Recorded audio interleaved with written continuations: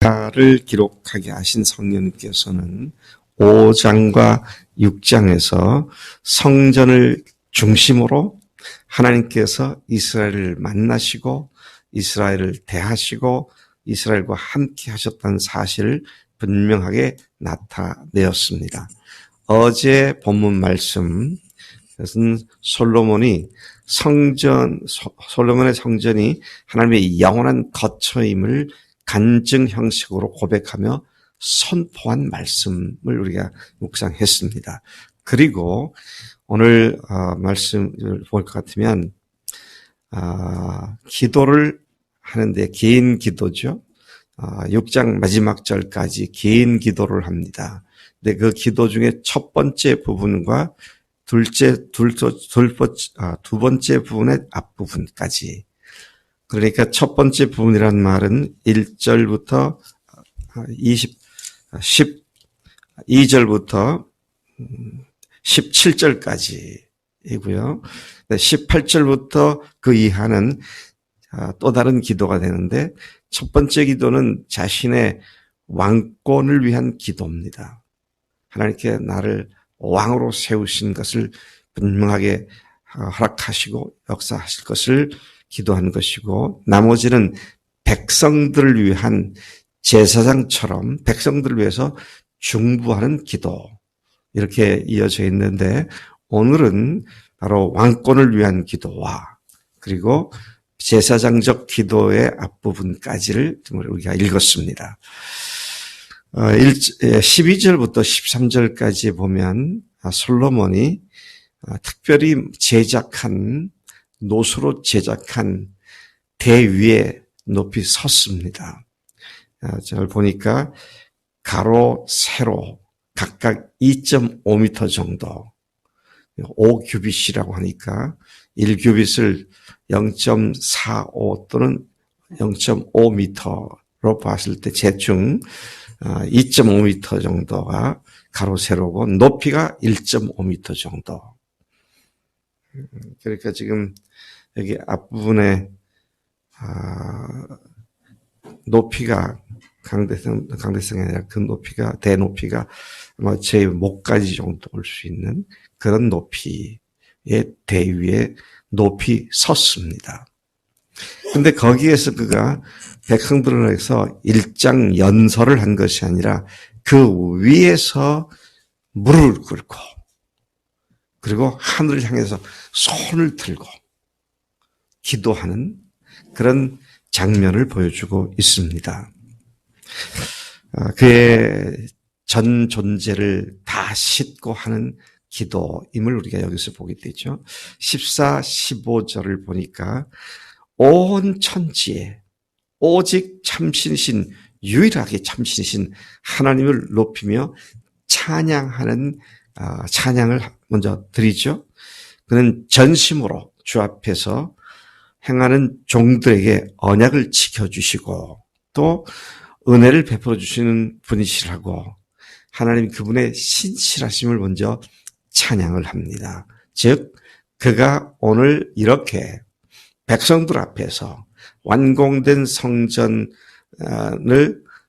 준공하고 난 뒤에 이렇게 서서 이야기할 수 있는 이것이 하나님께서 신실하게 당신의 종에게 약속하신 것들을 이루셨기 때문입니다.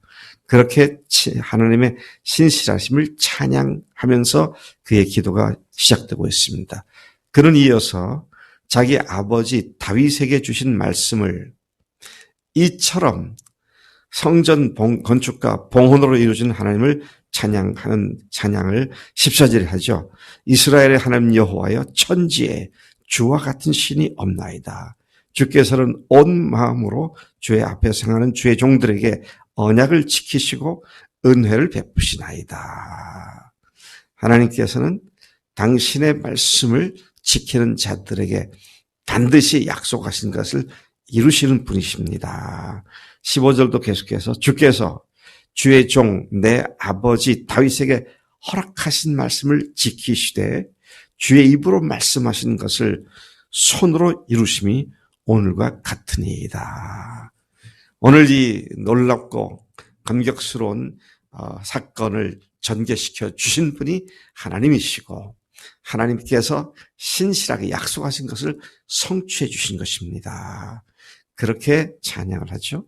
16, 17절에 왕권의 보존을 위한 간구의 기도를 합니다.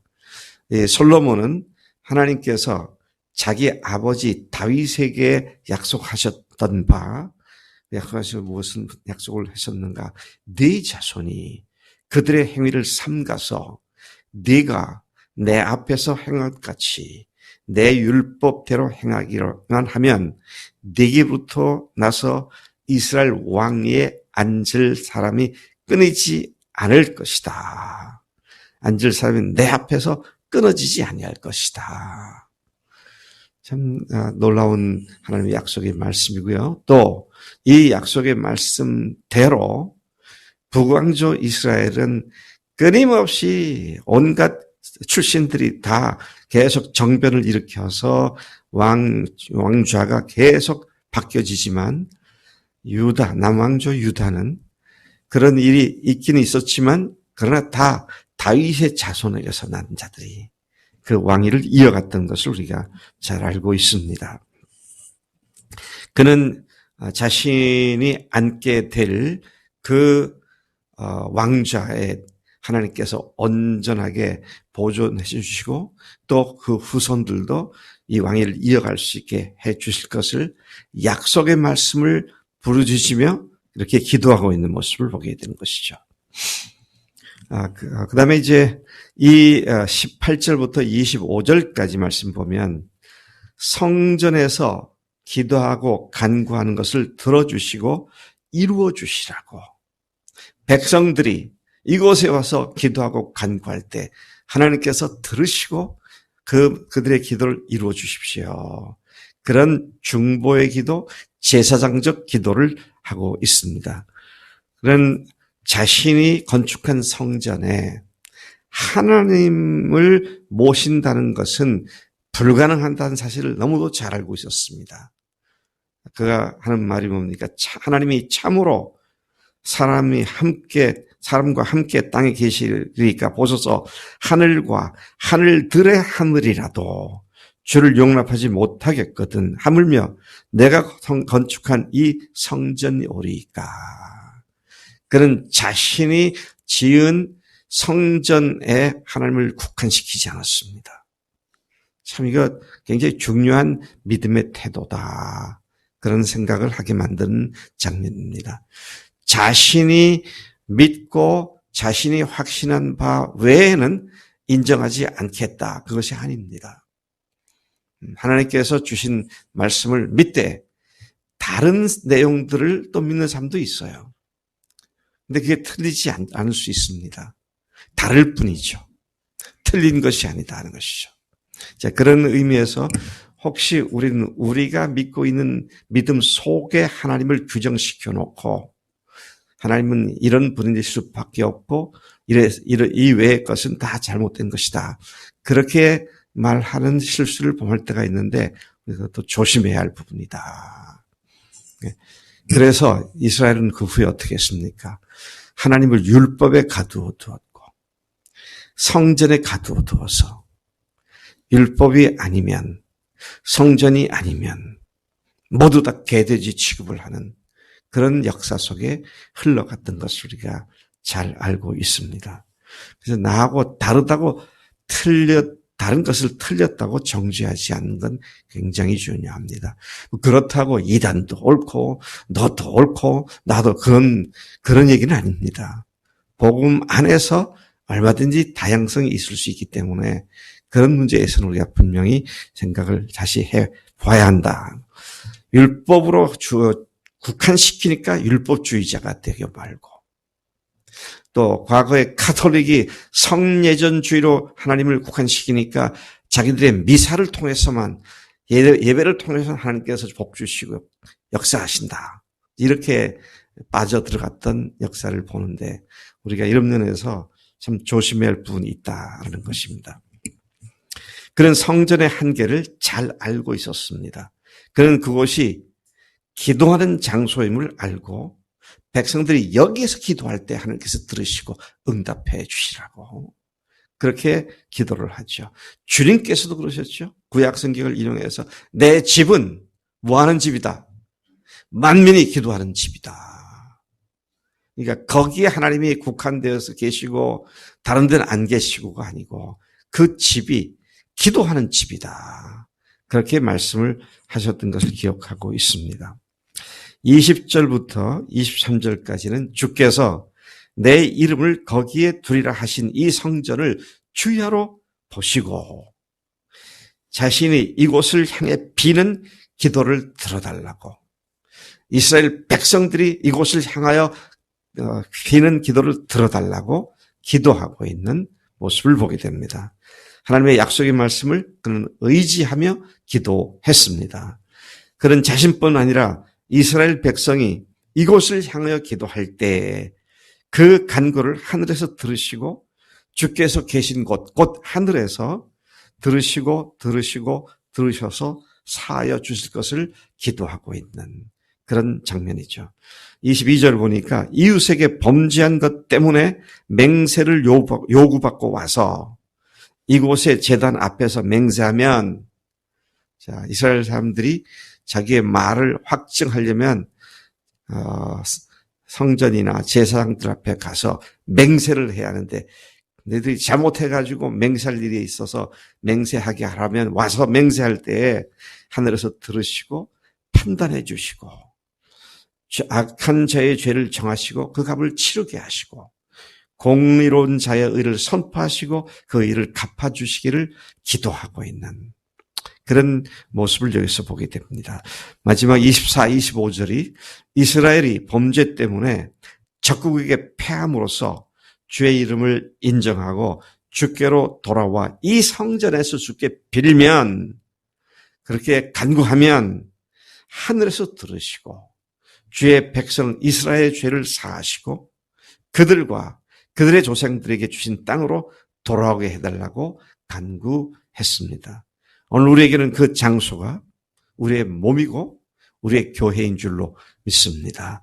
주님이 거하시는 장소, 주님의 이름이 있고 주님의 영광을 나타내는 장소, 거기에 이스라엘 백성들은 성전으로 알고 그렇게 거기서 하나님과 관계를 맺었는데 우리는 십자가와 부활의 복음으로 주님과 관계를 맺고 그리고 주님의 몸 안에 거하는 지체로서 몸의 머리 대신 주님과 관계를 맺고 우리의 믿음의 기도를 믿음의 행진을 계속하는 자들인 줄로 믿습니다.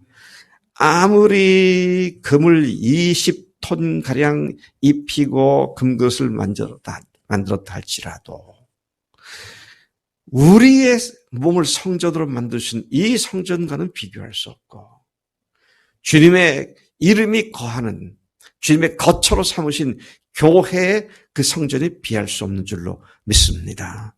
우리가 지금 믿고 있고 우리가 속해 있는 이 교회가 얼마나 하나님께서 귀하게 보시는지 성전을 향해서는 그런 말씀이 없는데 우리가 지난 여름 수양회 때 보았듯이 우리를 향해서 우리 때문에 하나님께서 기뻐하시는 것을 이기지 못하신다.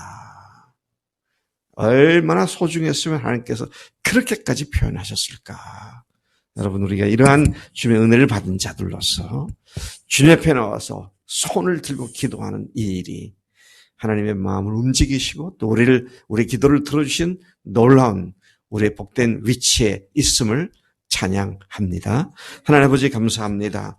예수님의 십자가의 보혈로 그리고 부활하신 사건으로 영원히 우리를 함께 죽여주셨고 또 죽었기에 영원히 다시 살려주신 부활하심을 믿고 저희들도 부활하게 된 것을 믿고 감사를 드립니다. 하나님 이 거룩한 성전된 몸을 통하여 주님을 섬기고 배우고 주님께 헌신함이 날마다 더욱더 깊어질 수 있도록 우리를 인도하시니 감사합니다. 한순간도 한 촌각도 잊지 않고 이 몸을 통하여 주님과 교제하고 주님께 기도하고 주님을 찬양하는 삶이 되도록 인도해 주실 줄로 믿습니다. 하나님 우리 교회가 함께 기도하는 기도 제목들을 하나님께서 들으시고 응답하시고 기도한 것보다 더 큰 은혜로 우리를 채우실 줄로 믿습니다. 감사하고 예수님의 이름으로 기도를 쌉나이다. 아멘. 아멘.